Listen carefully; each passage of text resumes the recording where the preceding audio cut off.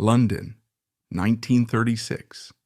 A 40-year-old man is burying his face in his mother's lap, sobbing uncontrollably like a frightened child. He isn't crying because he has lost a war. He isn't crying because he has lost his family.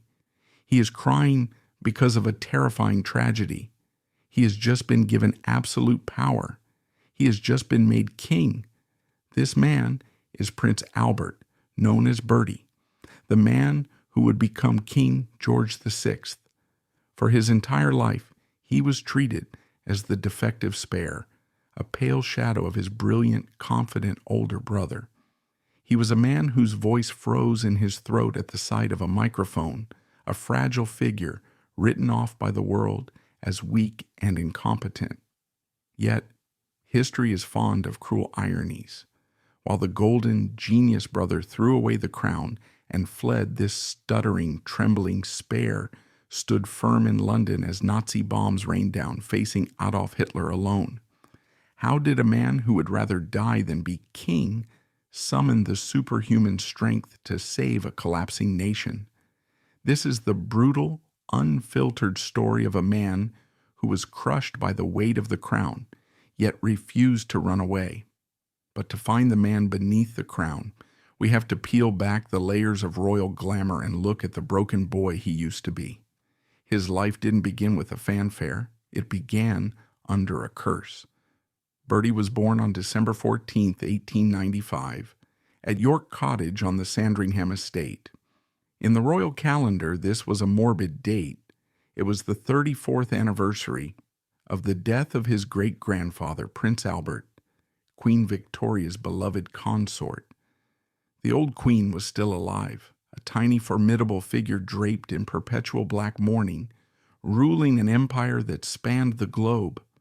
For the royal family, the date of December 14th was sacrosanct, a day of weeping and gloomy remembrance, not birthday cake. The birth of a second son to the Duke and Duchess of York, later King George V and Queen Mary, should have been a joyous occasion. Instead, it was an awkward diplomatic problem. His father, the Duke of York, was terrified. How do you tell the grieving queen that a child has dared to be born on the day her husband died? In a desperate attempt to appease the matriarch, they named the baby Albert. It was a heavy mantle to place on a newborn, named for a dead paragon of virtue, a man who was considered the perfect prince. From his very first breath, Bertie was a footnote to a ghost. As he grew, Bertie quickly understood his place in the pecking order. He was not the main event. The star of the royal nursery was his older brother, David, the future Edward VIII. David was golden. He was charming, handsome, naturally athletic, and exuded an easy confidence that drew people to him. David was the heir. He was the future. Bertie was everything David was not. He was a delicate child in an era that despised weakness, particularly in boys and absolutely in princes. The nursery at York Cottage was not a place of warmth. It was a place of hidden tortures. The parents, the Duke and Duchess of York, were distant figures who viewed children as small adults who should be seen and not heard. They outsourced the raising of their sons to nannies. One of Bertie's first nurses was a sadistic woman who favored David and despised Bertie. It was a psychological game played on an infant. When David was presented to his parents, the nurse would pinch him just before entering the room so that he would cry, and she would be sent away with him immediately, coddling him. But with Bertie, she was cold and negligent. She would often ignore him, and worse, she fed him haphazardly. This early neglect is now believed to be the root cause of the chronic, debilitating stomach ailments, gastritis and ulcers, that would plague him his entire life. He was a boy constantly in pain, his stomach churning, learning early that his discomfort didn't matter to the adults around him. But his most visible physical challenge was his legs. He was born with knock knees, genu valgum, a condition where the knees angle in and touch each other when the legs are straightened. In the Victorian mind, physical imperfection was a moral failing. It had to be corrected, and the method prescribed by the royal doctors was barbaric. The young prince was forced to wear heavy, painful metal splints. These weren't supportive braces. They were instruments of correction. He had to wear them all day and sleep in them at night. Imagine a sensitive, shy boy of 6 or 7 strapped into metal irons that dug into his flesh, forcing his bones to twist against their natural growth. We have accounts of the young boy sobbing in pain as the splints were tightened, tears streaming down his face in the nursery. He couldn't run. He couldn't play like other boys. He was trapped in his own body. And because he was a prince, he was told not to complain. He had to take it like a man. This physical cage created a mental one. He learned that the world was a painful place and that he had no control over it. The physical pain, however, paled in comparison to the emotional environment created by his father. When the old Queen Victoria died and Bertie's father eventually became King George V, the atmosphere in the royal household shifted from distant to terrifying. George V was a man of the sea, a gruff naval officer with a quarterdeck voice and a belief that discipline was the answer to everything. He was a man who collected stamps and shot birds. He had no interest in art, literature, or the complex emotions of a sensitive child. George V famously and chillingly remarked about his parenting philosophy, "My father was frightened of his mother. I was frightened of my father. And I am damn well going to see to it that my children are frightened of me." He succeeded beyond his wildest dreams. The king's boisterous, aggressive manner terrified his second son. Every morning the children were summoned to the breakfast table, a ritual that Bertie came to dread. His father would bark questions, criticize their clothes, or mock their behavior. For David, the golden heir, this water rolled off a duck's back. David would smirk or charm his way out of it, but Bertie would freeze. The fear would rise in his throat, choking him. To make matters worse, Bertie was naturally left-handed. In the early 20th century, left-handedness was seen as a defect, a sign of being sinister. His tutors and his father forced him to write with his right hand. They tied his left hand down, forcing him to use the weaker, unnatural hand. Neurologists today believe that forcing a naturally left-handed child to switch dominance can cause conflicts in the brain's speech centers. And so, around the age of 8, the stutter began. It didn't start as a full-blown disability. It began as a hesitation, a pause before a difficult word. But the reaction of those around him made it permanent. When he hesitated, his father would explode. "Get it out!" the king would shout, his face red with impatience. "Don't just stand there, boy. Speak." The more the king shouted, the more Bertie's throat would close up. It became a vicious cycle of terror. He would walk into a room, see his father, and his diaphragm would freeze. The words would die in his throat. The harder he tried to force them out, the worse the muscle spasms in his jaw and throat became. He would gasp, his mouth opening and closing silently, like a fish on a hook. This was a catastrophic disability for a royal. A prince's only real job is to communicate, to meet dignitaries, to greet crowds, to speak at dinners. A prince who cannot speak is useless. In the glittering eyes of the Edwardian court, Bertie was damaged goods. He was the defective one. The courtiers looked through him. The politicians ignored him. He was invisible. While David was being groomed for kingship, Bertie was being prepared for nothing much. He was sent to the Royal Naval College at Osborne at the age of 13. It was a sink-or-swim environment, and Bertie sank. He was homesick, he was bullied for his stutter, and he was academically bottom of the class. The cadets were merciless. They mocked his speech, mimicking his k-k-keek sounds, until he fled in tears. He wasn't the industrial prince yet. He was just a lonely boy at sea. The letters he wrote home during this period are heartbreaking. They are the letters of a child begging for a scrap of approval that never comes. He struggled with mathematics, he struggled with navigation, and every poor report card sent back to the palace resulted in a blistering letter from his father, detailing exactly how disappointed he was. "You are a lazy, wretched boy," the king would write. "If you do not improve, I shall be finished with you." Imagine the weight of that sentence on a 14-year-old boy. "I shall be finished with you." It was a threat of total abandonment. Bertie believed it. He believed he was stupid. He believed he was worthless. He internalized every criticism until it became his own inner voice. By the time he reached adulthood, the damage was done.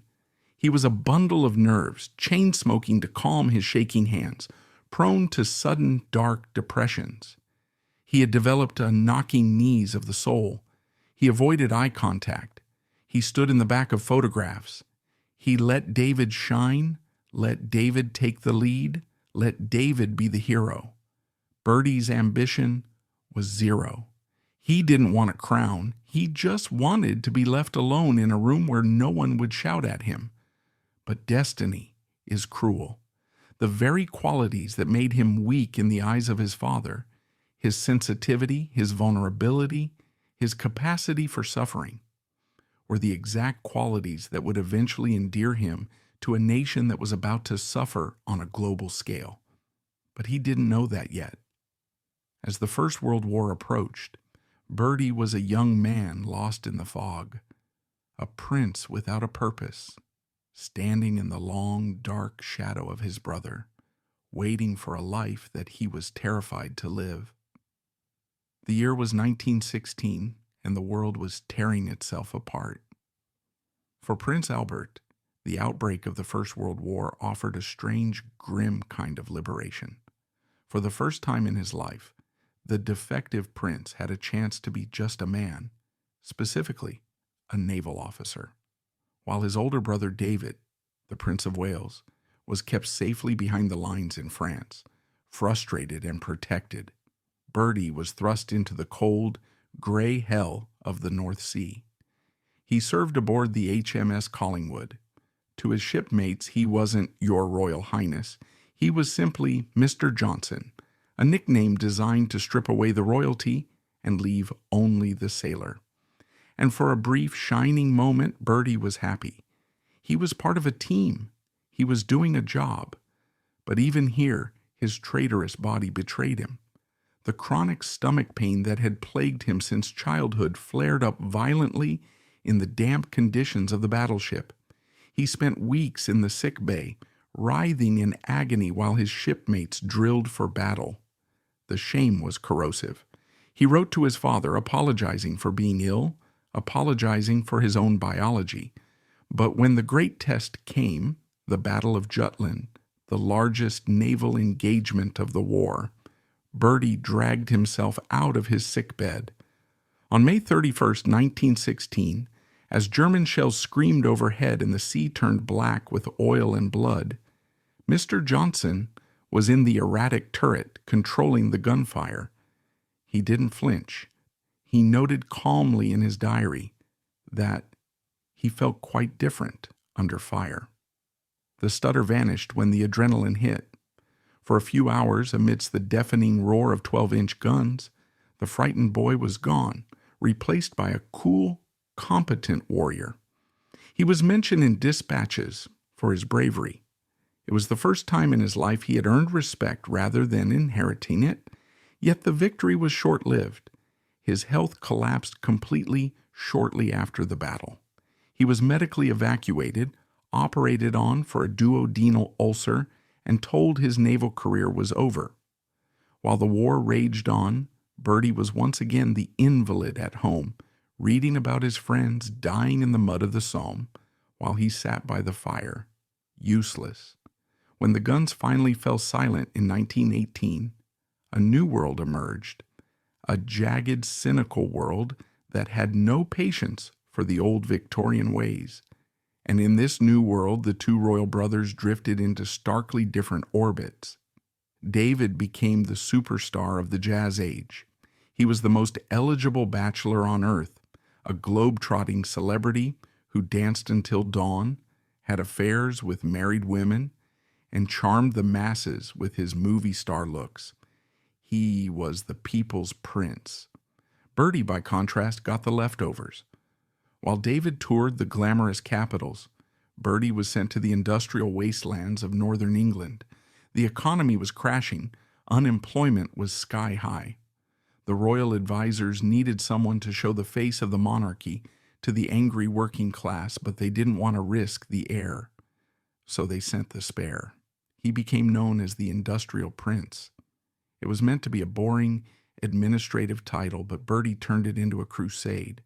He trudged through muddy coal mines, his face smeared with soot. He walked through deafening steel mills, listening to the grievances of union leaders who wanted to overthrow the monarchy. And something remarkable happened. The stuttering, shy prince connected with them. He knew what it was like to be trapped. He knew what it was like to be in pain. He didn't patronize them with flowery speeches. He listened. He established the Duke of York's camps, a radical experiment that brought together boys from elite public schools like Eton and boys from the working-class slums. They ate together, played sports together, and sang under the spreading chestnut tree around the campfire. For the first time, Bertie was building something of his own. But a man cannot live on duty alone. In the early 1920s, the lonely prince fell in love. Her name was Sheila Chisholm, known as Lady Loughborough. She was Australian, stunningly beautiful, vivacious, and married. For Bertie, she was oxygen. She made him laugh. She didn't care about his stutter. For a few blissful months, they were inseparable at balls and country house weekends. Bertie, the dutiful son, was ready to risk it all. He wanted to marry her, assuming she could get a divorce. King George V caught wind of it instantly. The king's reaction was cold and surgical. He summoned Bertie and offered him a brutal trade. The king would grant Bertie a prestigious title, the Dukedom of York, a title traditionally held by the second son of the monarch, but the price was Sheila. He had to end it immediately. No scandal, no divorcees. Bertie crumbled. The years of psychological domination by his father had left him unable to rebel. He accepted the dukedom and broke off the relationship. He wrote a pathetic letter to his brother David, saying, "I have done my duty, but I am broken." He had the title, but he had lost the girl. He retreated into a deep depression, convinced he would die a lonely bachelor. Then he met Elizabeth. Lady Elizabeth Bowes-Lyon was the youngest daughter of a Scottish earl, raised in the haunted, drafty halls of Glamis Castle. She was not a classic beauty like Sheila. She was something more dangerous. She was charming, steel-spined, and possessed a lethal wit. She was the life of every party, surrounded by a swarm of suitors. Bertie took one look at her and fell, hard. But this was not a fairy tale romance. It was a siege. When the Duke of York first proposed to her in 1921, he expected a yes. Every woman in England wanted to be a duchess. Elizabeth said no. She wasn't playing hard to get. She was genuinely terrified. She had seen what the royal cage did to people. She saw the lack of privacy, the suffocating protocol, the tyranny of King George V. She loved her freedom. She later said she was afraid never, never again to be free to think, speak, and act as I feel I really ought to. Bertie was devastated. His mother, Queen Mary, seeing her son's misery, decided to interfere. She drove to Glamis Castle to inspect this girl who dared to reject a royal duke. Queen Mary, a woman not easily impressed, left with a singular conclusion. She is the one girl who can make Bertie happy. But she was smart enough not to force it. Bertie will have to do his own wooing, she said. He did. He refused to look at another woman. He followed Elizabeth to Scotland. to London parties, always hovering, always hopeful. He proposed a second time. Again, she said no. The press began to gossip. The industrial prince was becoming the rejected prince. Finally, in January 1923, after a walk in the woods at St. Paul's Walden Bury, she accepted him. It wasn't because she wanted the crown, she definitely didn't, but because she had fallen for the man. She saw the gentle, loyal heart beating beneath the stutter and the nervousness. When the telegram reached Buckingham Palace, King George V wrote in his diary, "I am so pleased. She is a pretty and charming girl." For Bertie, it was the greatest victory of his life. He had someone in his corner. But marriage didn't fix his speech. As his public profile grew, so did the demands for him to speak. The radio was becoming the dominant medium of the age, and for a stutterer, the microphone was an instrument of torture. The nadir came on October 31st, 1925. The Duke of York was scheduled to give the closing speech at the British Empire exhibition at Wembley Stadium. It was a massive event, broadcast live to the nation and the empire. The stadium was packed with thousands of people. As Bertie walked to the podium, he looked like a man marching to the gallows. The silence in the stadium was heavy, expectant. He opened his mouth, and nothing happened. The silence stretched, a few seconds, 10 seconds, an eternity. The speakers crackled with the sound of his gasping breath. When the words finally came, they were strangled, explosive noises. He had to stop, start again, fight for every syllable. He looked up at the crowd, his eyes wide with panic and humiliation. Beside him, Elizabeth looked down at her hands, her heart breaking for him. The crowd shifted uncomfortably. It wasn't a speech, it was a public execution of his dignity. He left the podium shattered. He told Elizabeth he would never speak in public again. He was done. But Elizabeth was not a woman who accepted defeat. She had heard of a man, an unorthodox, uncredentialed Australian named Lionel Logue, who operated out of a dingy office on Harley Street. He wasn't a doctor. He was a failed actor turned elocutionist. The medical establishment considered him a quack. Desperate, Bertie agreed to see him. The first meeting between the Duke of York and Lionel Logue was a collision of worlds. Bertie expected deference. He expected a doctor who would prescribe pills or surgery. Instead, he found a brash Australian who told him to take off his coat, ignored his title, and insisted on equality in the consulting room. "My castle, my rules," Logue said. Logue realized what the royal doctors had missed. The stutter wasn't just a mechanical failure. It was a psychological wound. It was the physical manifestation of the fear Bertie had carried since the nursery. The fear of his father, the fear of his brother, the fear of not being good enough. The therapy was grueling. It wasn't just tongue twisters. Logue made the Duke sing, swear, roll on the floor, and shout out the window. He forced Bertie to confront the demons of his childhood. Slowly, painfully, a bond formed. Logue became the father figure Bertie never had, one who listened without judgment, who encouraged rather than criticized. By the late 1920s, a fragile confidence began to grow. The speech didn't become perfect, it never would, but the paralyzing blocks began to fade. Bertie could get through a dinner speech. He could talk to strangers without terror. Life at 145 Piccadilly, the Yorks' London home, became an island of peace.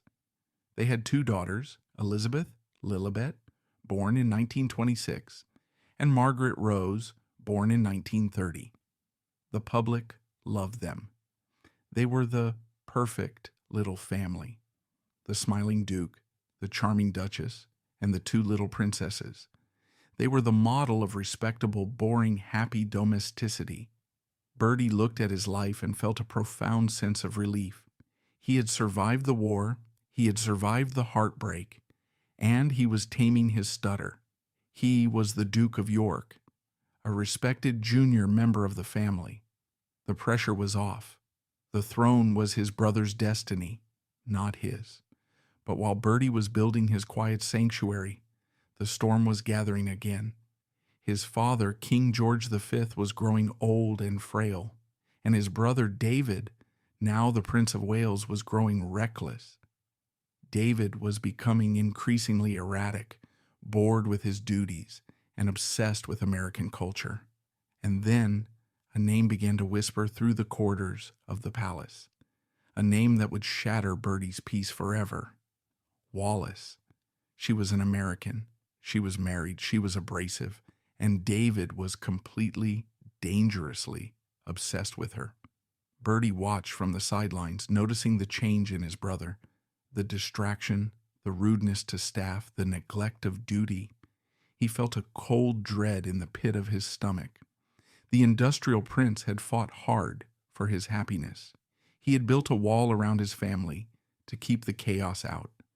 But as the 1930s marched on, he began to realize that the wall wasn't high enough. The tremors of the coming earthquake were starting to shake the ground beneath his feet. The spare was about to be called up to the front line again, and this time there would be no sick bay to hide in. The winter of 1935 was bitter, and the shadow over the House of Windsor was lengthening. King George V, the gruff, bearded patriarch, who had steered the empire through the First World War and the rise of socialism, was fading.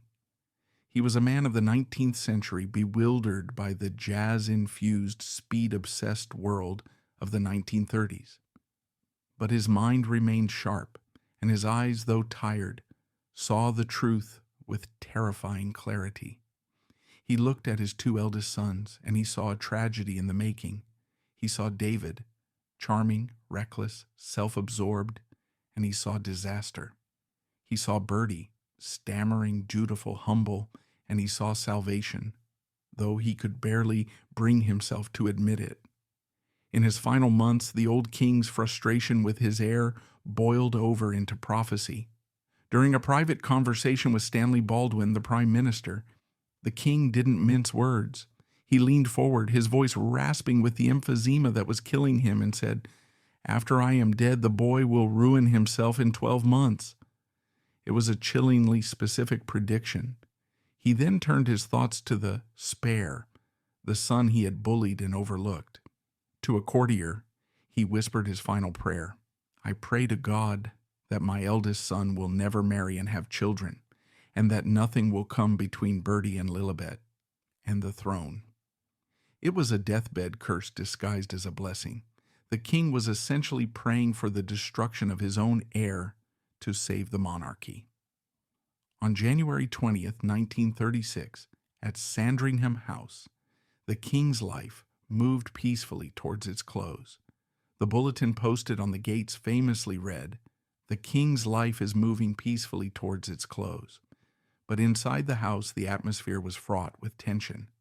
As the old king took his final breath, injected with a lethal dose of morphine and cocaine by his doctor to ease his passing and ensure the announcement made the morning papers, the dynamic in the room shifted instantly.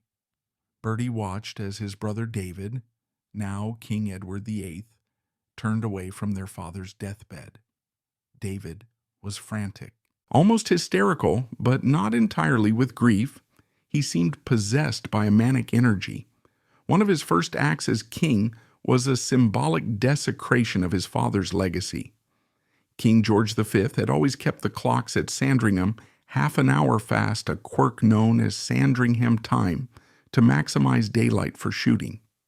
Within hours of his father's death, Edward VIII ordered the clockmaker to set them back to correct time.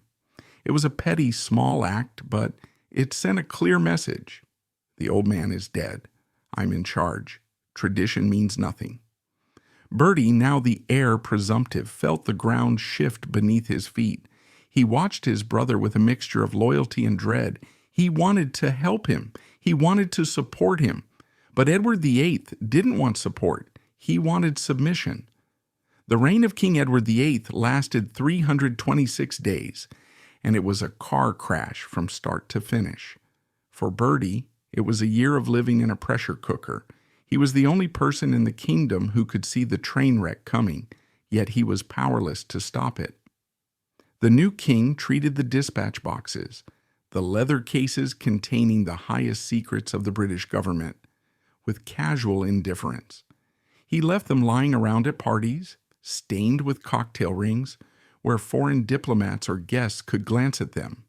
But the real poison in the bloodstream of the monarchy was Wallis Simpson.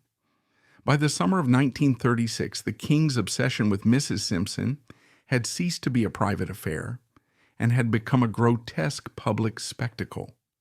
He took her on a cruise in the Mediterranean aboard the yacht Naval. Photographs flooded the foreign press. The King of England, shirtless, tan, looking like a playboy, with the twice-divorced American always at his side. The British press, bound by a gentleman's agreement of silence, printed nothing, but the rest of the world knew. The Americans knew. The French knew. And Bertie knew. He sat at home in London or Windsor, reading the foreign clippings with mounting horror. He tried to reach out to his brother. He wrote letters begging for a meeting to discuss private matters. David ignored them. When Bertie finally cornered him, David would deflect, talking about his garden or his golf game, refusing to engage with reality. The brother who had once been his hero was gone, replaced by a man blinded by an obsession that bordered on pathology. Bertie's stomach ulcers flared violently during these months. He lost weight. His face became gaunt. He smoked chain after chain, the ash accumulating in trays as he paced the floors of 145 Piccadilly. He felt like a man watching a house burn down while being tied to a chair. The climax began in October 1936. Wallis filed for divorce from her second husband, Ernest Simpson, in a stage court hearing in Ipswich. It was the smoking gun. It meant only one thing: the king intended to marry her. The collision between the king and the government was inevitable. Prime Minister Stanley Baldwin told the king flatly that the people would not accept a divorced woman as queen.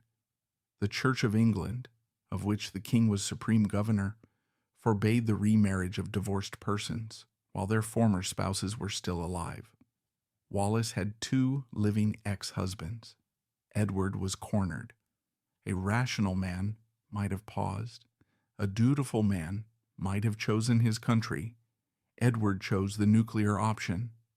On November 16th, he invited Baldwin to Buckingham Palace and told him, "I am going to marry Mrs. Simpson, and I am prepared to go. I am prepared to go." Those 5 words sealed Bertie's fate. When the news filtered back to Bertie, it wasn't a surprise. It was a death sentence. He knew his own limitations. He knew he stammered. He knew he lacked his brother's charisma. He knew he was physically frail. The thought of taking the throne, of being the focal point of the entire empire, made him physically sick. He went to his mother, Queen Mary, and broke down. "I am not ready," he sobbed. "I have never seen a state paper. I have never been told anything." It was true. Edward had shut him out completely. Bertie had no training, no preparation, and absolutely no desire for the job. The final days of the crisis in early December 1936 played out like a noir thriller, the Fort Belvedere days. The fort was Edward's private, folly-like castle near Windsor, a place of dark trees and isolation. It became the bunker where the king made his last stand. Bertie drove out to the fort repeatedly, driving through the thick fog that seemed to blanket England that week. The atmosphere inside was surreal. Edward was drinking heavily, pacing, oscillating between self-pity and arrogance. He treated Bertie not as a brother, but as a replacement part he was about to install so he could go on holiday. On December 10th, 1936, the end came. In the drawing room of Fort Belvedere, witnessing the death of a reign, sat the 4 brothers, Edward, Bertie, Henry, Duke of Gloucester, and George, Duke of Kent. The witness document lay on the table. Edward, looking almost cheerful, signed the instrument of abdication. With a few strokes of a pen, he ceased to be the most powerful man on earth. He signed away his birthright, his duty, and his crown. He passed the paper to Bertie. Bertie's hand shook so violently he could barely hold the pen. He was signing his own warrant. He was signing away his privacy, his happiness, and likely his health. He signed his name, witnessing the instrument that sealed his fate. He signed his name, witnessing the instrument that sealed his fate. He wrote Albert on the paper. It was the last time he would ever sign that name on a state document. The moment the signatures were dry, the mood in the room shifted. Edward, now merely Prince Edward again, seemed relieved. He was practically bouncing on the balls of his feet. He turned to Bertie, who was pale and looking like he might faint. With a terrifying lightness, Edward reportedly quipped, "Well, it's all yours now, Bertie." The cruelty of it was breathtaking. Edward was like a man who had pulled the pin on a grenade, handed it to his brother, and walked out the door. Edward left for exile that very night. He gave his famous radio broadcast. "I have found it impossible to carry the heavy burden of responsibility without the help and support of the woman I love." And then he was gone. He took a destroyer to France, leaving Bertie standing in the wreckage. The next morning, December 12th, 1936, the new king had to face the accession council at St. James's Palace. This was the ritual where the Privy Council formally recognizes the new monarch. It was a room filled with hundreds of the most powerful men in the empire, politicians, bishops, judges, generals. They were all staring at him. They were all thinking the same thing. Can he do it? Is he strong enough? Or will the monarchy fall with him? Bertie, dressed in the uniform of an admiral of the fleet, stepped forward. He was terrified. The stutter, which he had fought so hard to control with Lionel Logue, came roaring back, fueled by the stress. He opened his mouth to read the declaration, "I meet you today in circumstances which are without parallel." The halts were agonizing. The silences were long. The men in the room looked at their shoes, ashamed for him. It was painful to watch. Here was their king, struggling to say a simple sentence. The ghost of his father seemed to be in the room, shouting, "Get it out, boy!" But he finished. He didn't run. He got to the end of the declaration, his face wet with perspiration, his hands trembling. He had survived the first 5 minutes of his reign. He chose the name George VI. It was a calculated signal. He was telling the world, "I am not Edward VIII, I am George V's son. We are going back to basics. We are going back to duty, to dignity, to continuity." He wasn't trying to be a new star. He was trying to be a faithful echo of the past. But the personal toll was immediate. He returned to his home at 145 Piccadilly, which he would soon have to leave for the cold, vast mausoleum of Buckingham Palace, and collapsed. He wrote in his diary, "I broke down and sobbed like a child." He was king. He was Emperor of India. He was the head of the Commonwealth. And he felt completely, utterly alone. The year of 3 kings was over. The crisis was technically resolved, but the real danger was just beginning. Because while the British were distracted by the soap opera of the Abdication, the world outside had turned dark. In Berlin, Adolf Hitler watched the British chaos with glee. He saw a weak, stuttering king, a divided nation, and a crumbling empire. He saw an opportunity. Bertie had inherited a crown that was tarnished and a scepter that felt too heavy to lift. He had no idea how to be king. He only knew that he had to try, or the 1,000-year-old institution would die on his watch. He needed help. He needed his wife. And he needed the one man who could help him find his voice, because very soon he would need to scream. The first few months of 1937 were a cold awakening. If Bertie had hoped that his brother's departure would bring peace, he was swiftly corrected. The abdication hadn't just removed a king, it had left a toxic radioactive fallout that the new monarch had to scrub away, by hand, without protection. Bertie, now George VI, discovered that his brother hadn't just abandoned the throne. He was trying to loot it on his way out. The issue was money, specifically the ownership of Balmoral Castle and Sandringham House. These two estates were not state property. They were the private inheritance of the monarch, left by Queen Victoria and Edward VII. When Edward VIII abdicated, he legally retained ownership of them. He didn't need them. He was going to live in exile in France, but he knew Bertie needed them. You cannot be the King of England without the ancestral seats of the monarchy. In a display of breathtaking greed, the former king held his brother to ransom. He demanded Bertie buy the castles from him for a staggering sum, threatening to sell them to the highest bidder if he didn't pay up. It was blackmail, pure and simple. Bertie, already stressed to the breaking point, was forced to drain his personal finances to buy back his own family homes. It was a betrayal that cut deeper than the abdication itself. It revealed that David wasn't just careless, he was cruel. But this trial by fire forged something new in Bertie, a backbone of steel. When it came to the title for Wallace Simpson, the weak king dug his heels in. The government and the dominions were adamant that Wallace should never be queen, but Bertie went further.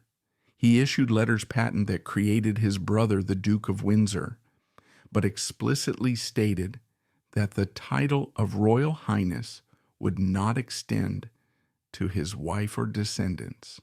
It was a surgical strike. It meant Wallace would always be a duchess, but never a Her Royal Highness. She would have to bow to the other royal women. It was a social slight that drove the Windsors mad with rage, but Bertie stood firm. He was drawing a line in the sand. You chose her over the crown. You do not get the perks of the crown. As the dust settled, a new mountain loomed on the horizon, the coronation. Scheduled for May 12, 1937, the date originally set for Edward, it was to be the grandest spectacle on earth. For Bertie, it was the ultimate nightmare. It meant hours of complex live liturgy, ancient oaths, and being stared at by every dignitary in the world. And it meant speaking. The preparation was a torture session. Lionel Logue was there every step of the way. The Australian therapist and the king broke down the ceremony into phonetic beats. They rehearsed until Bertie's voice was hoarse. Logue wasn't just a therapist. He was a stage manager. He arranged to be present in the abbey, hidden in the scenery, close enough to catch the king's eye if panic set in. The day of the coronation was a blur of gold and velvet. The king looked pale, his face set in a mask of grim determination. The weight of the St. Edward's crown, nearly 5 pounds of solid gold and jewels, was physically crushing. When the moment came to speak the oath, the silence in Westminster Abbey was absolute. Every cough, every rustle of silk echoed. Bertie took a breath. He found Logue's eyes in the distance, and he spoke. He stumbled a few times, yes. The K and G sounds were still his enemies, but he didn't freeze. He got through it. When he walked out of the abbey, crowned and anointed, the roar of the crowd was deafening. They weren't cheering for a celebrity. They were cheering for a survivor. But there was no time to enjoy the applause. The 1930s were ending, and the world was sliding toward the abyss. The Prime Minister, Neville Chamberlain, was a man desperate for peace. He believed he could negotiate with Adolf Hitler. He believed that the German dictator was a rational man who could be appeased. Bertie, desperate to avoid another war that would kill his people, supported Chamberlain. When Chamberlain returned from Munich in 1938, waving that infamous piece of paper and declaring peace for our time, Bertie made a constitutional mistake. He invited Chamberlain onto the balcony of Buckingham Palace to cheer with the crowds. It was a breach of neutrality, the king openly supporting a controversial political policy. But in that moment, the relief was so overwhelming that no one cared.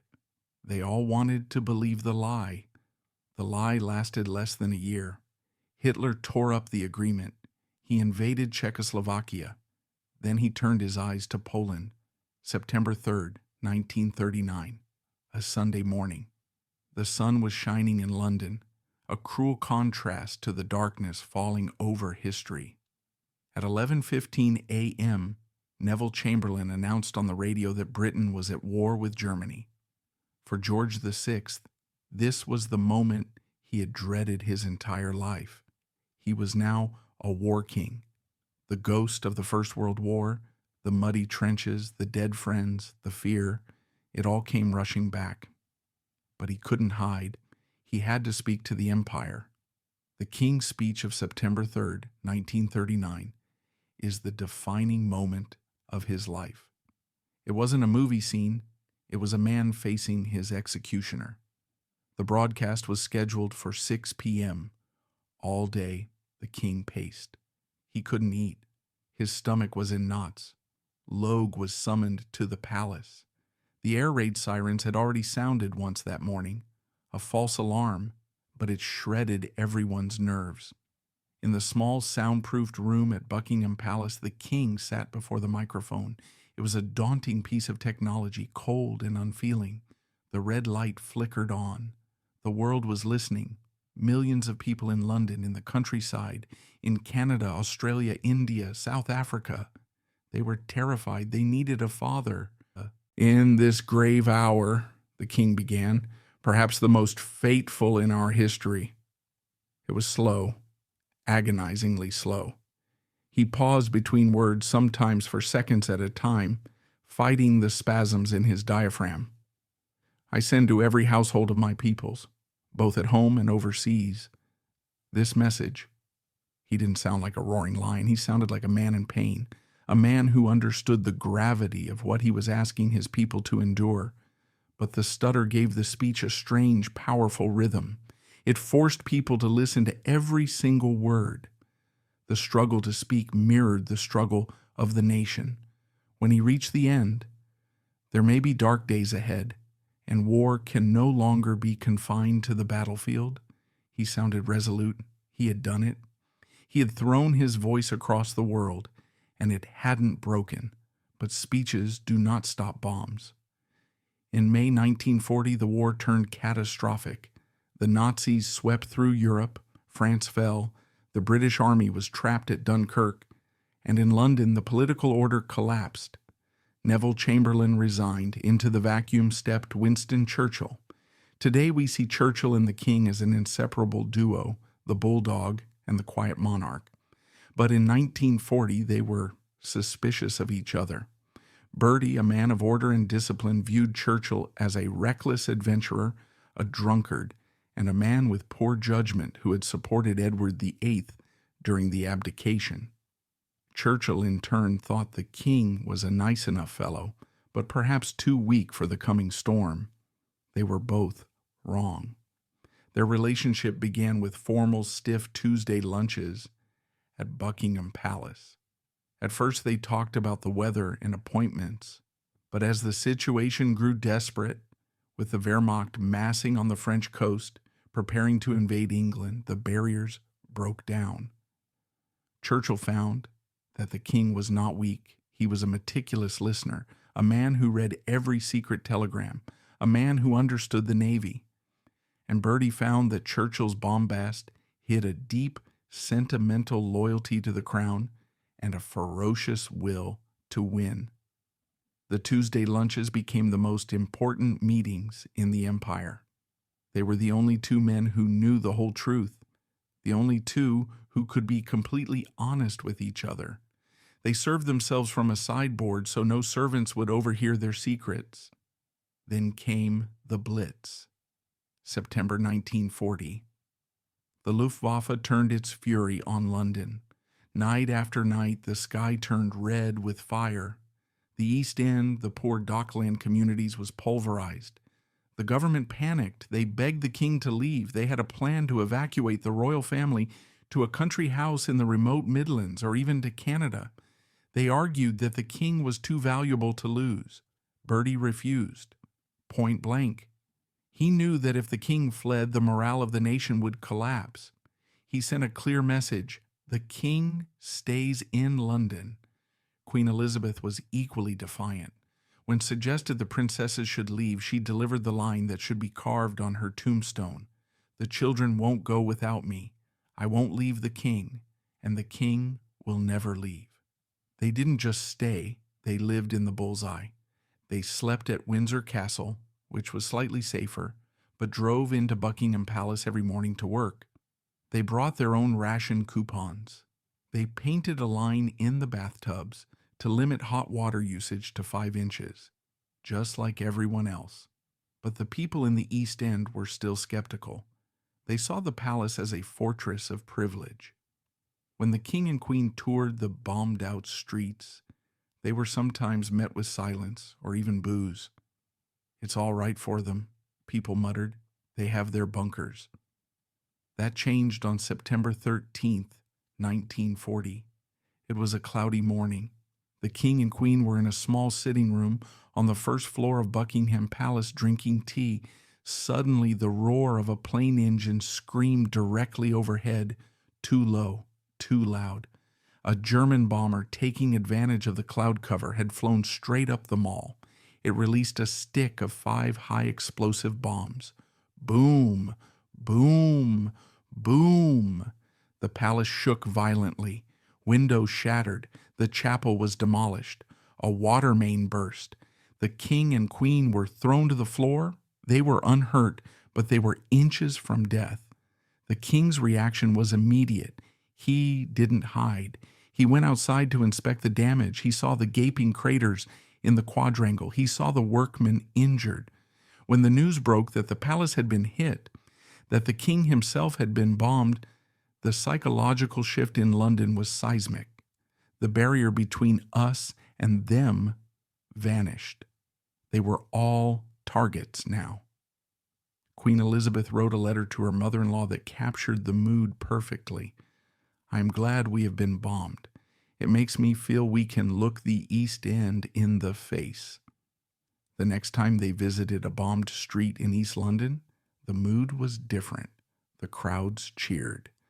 "You're a good old stick, George," someone shouted.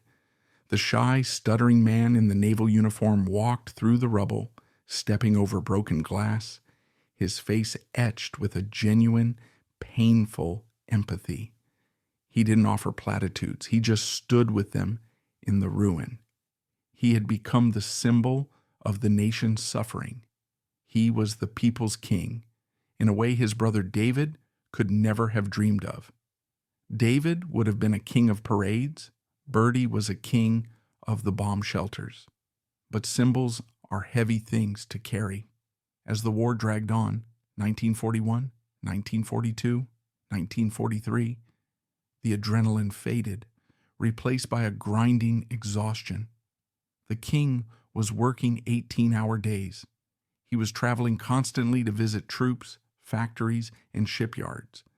He was reading thousands of death warrants and casualty lists. The stress began to eat him alive. He smoked harder. The lines on his face deepened into canyons.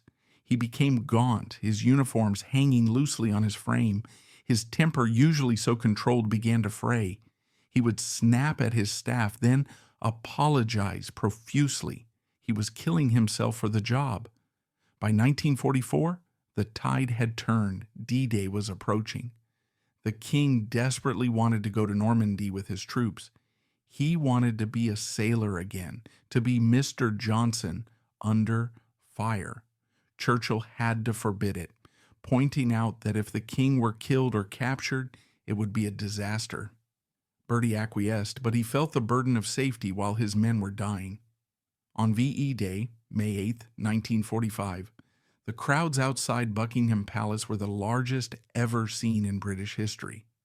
They chanted, "We want the king, we want the king." When George VI stepped out onto the balcony, flanked by his wife, his daughters, and Winston Churchill, the roar was a physical force. It was a wave of love and gratitude. The shy boy with the knock knees, the stutterer, the spare, stood at the center of the world, victorious. He waved, a small, tired smile on his face. He had saved the monarchy. He had served his people. But as the cameras flashed and the people cheered, a dark truth was hidden beneath the uniform. The war was over, but the king was broken. The clock on his life was ticking down faster than anyone knew. The cheering crowds of VE Day faded into the gray, grim reality of post-war Britain. The confetti was swept away, revealing a country that was bankrupt, exhausted, and hungry. For King George VI, the peace was not a respite. It was a slow, agonizing suffocation. He was only 49 years old in 1945, but he looked like a man of 70. His hair was thinning and white. His face was gaunt, etched with deep lines of anxiety. The adrenaline that had sustained him through the Blitz and the D-Day landings had evaporated, leaving behind a body that was utterly spent. He was a war casualty, just as surely as any soldier who had taken a bullet, but his wounds were internal, ravaged nerves, hardened arteries, and lungs coated in the tar of thousands of cigarettes. The world he had fought to save was changing at a terrifying speed. The British Empire, the entity his father King George V had ruled as a colossus, was dissolving. The war had bled Britain dry. She could no longer afford to be a superpower. The first great blow came in 1947. India, the jewel in the crown, demanded independence. For a man raised in the Victorian era, where the map was painted pink and the Emperor of India was a semi-divine figure, this was a psychological amputation. Bertie had to sign the Indian Independence Act. He had to personally sign away the title Emperor of India, the very title his father had cherished above all others. He was now just king. He watched as the Union Jack was lowered in New Delhi, and he felt a profound sense of failure, even though history knows it was inevitable. He was presiding over the funeral of the empire. To make matters worse, the winter of 1947 was one of the coldest on record. Britain was frozen solid, coal was rationed, electricity was cut. The king sat in Buckingham Palace wearing an overcoat indoors, reading by candlelight. The palace was a mausoleum of freezing drafts. He felt the cold in his bones, specifically in his legs.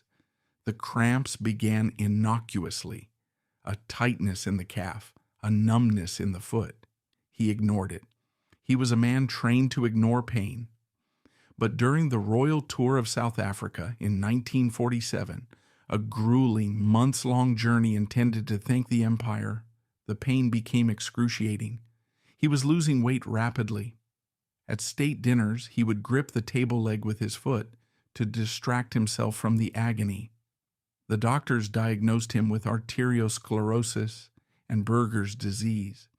His circulation was failing.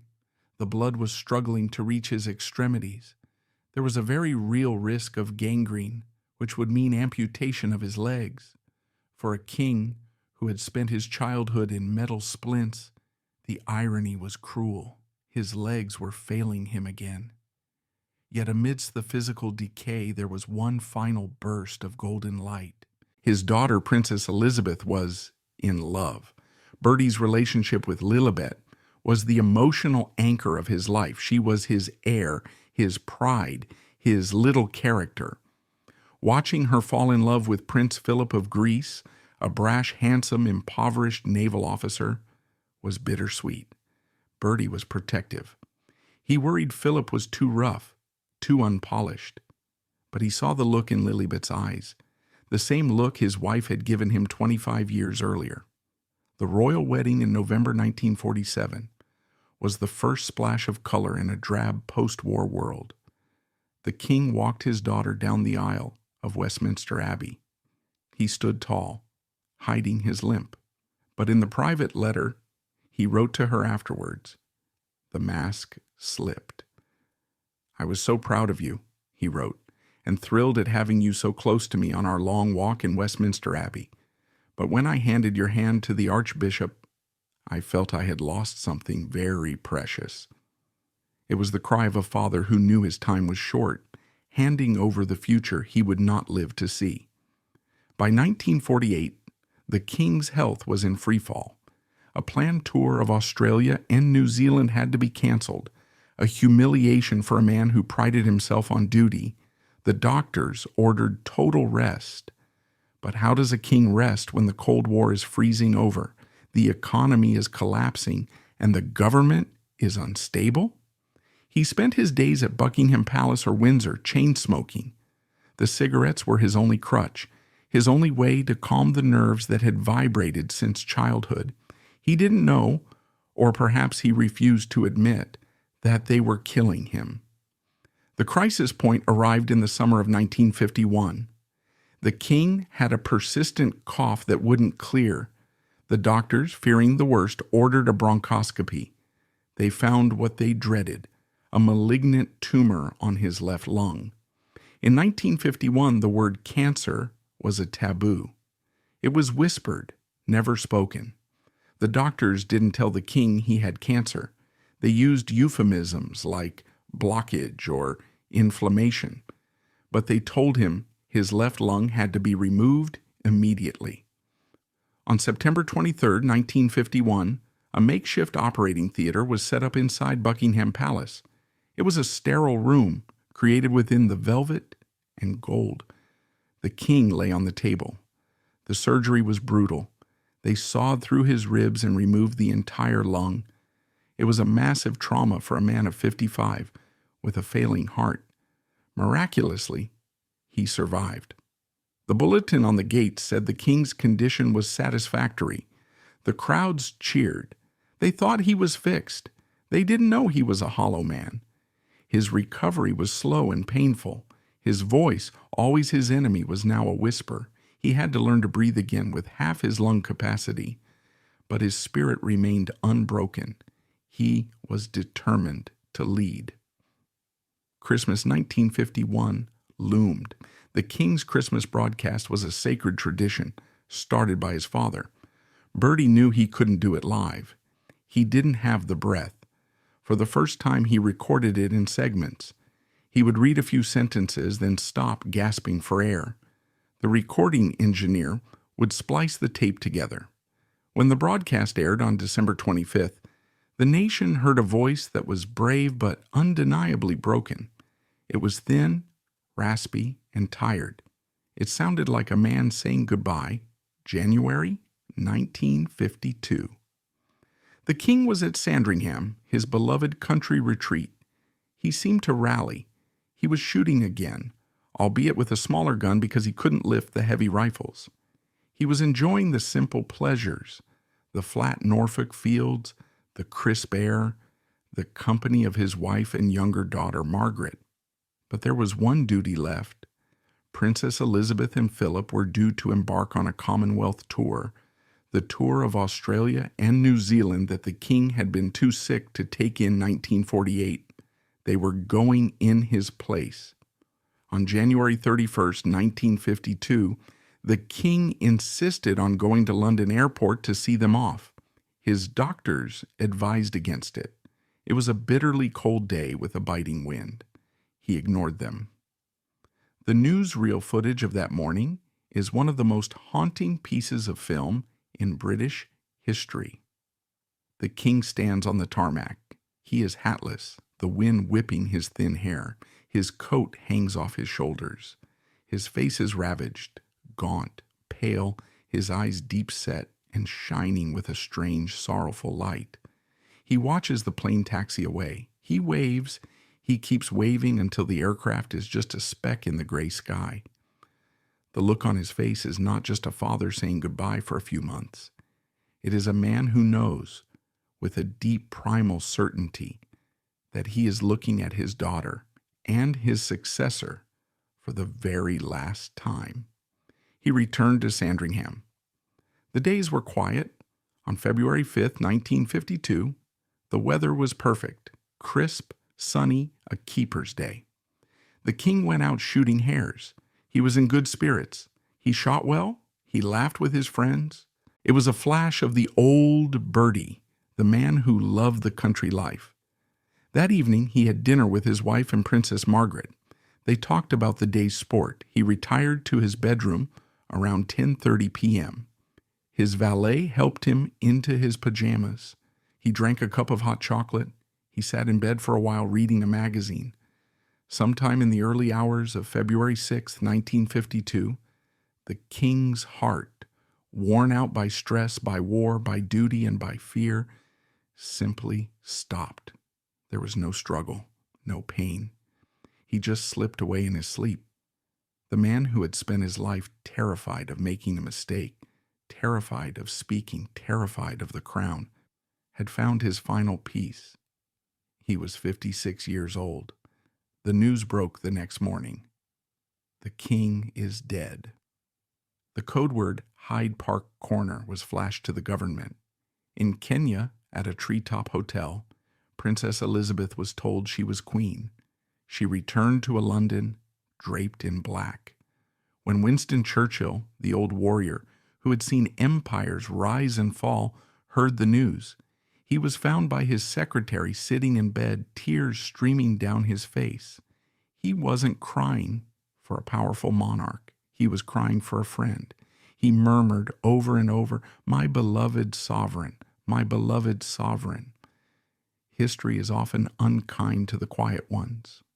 We remember the conquerors, the tyrants, the charismatic revolutionaries.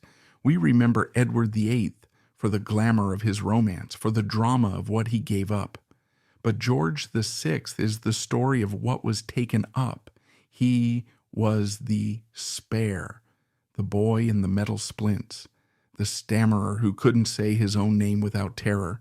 He was the man who was never meant to be king. By all the laws of biology and personality, he should have crumbled under the weight of the crown. And in a way he did. The crown killed him. The stress of the war, the burden of the abdication, the relentless public gaze, it burned through his fragile constitution like a wildfire. He sacrificed his life, quite literally, for the institution of the monarchy. But before he broke, he held the line. When the world was on fire, he didn't run. When the bombs fell on his house, he didn't leave. When his people were terrified, he found his voice, a broken, halting voice, but a real one, to tell them they were not alone. He saved the monarchy not by being majestic, but by being human. He showed that duty isn't about being fearless, it's about being terrified and doing it anyway. He bridged the gap between the Victorian god kings and the modern democratic constitutional monarchy. He handed his daughter a throne that was not just intact, but beloved. Today there is a statue of him on the Mall in London. He stands modest, looking slightly away, not dominating the skyline. But if you look closely, you see the set of the jaw, the quiet dignity of a man who stood in the storm so others could find shelter. He was the reluctant king, the king who sobbed for the crown. But in his reluctance, he found a greatness that his golden brother never touched. He proved that sometimes the strongest man in the room is the one who is fighting the hardest, just to stand still.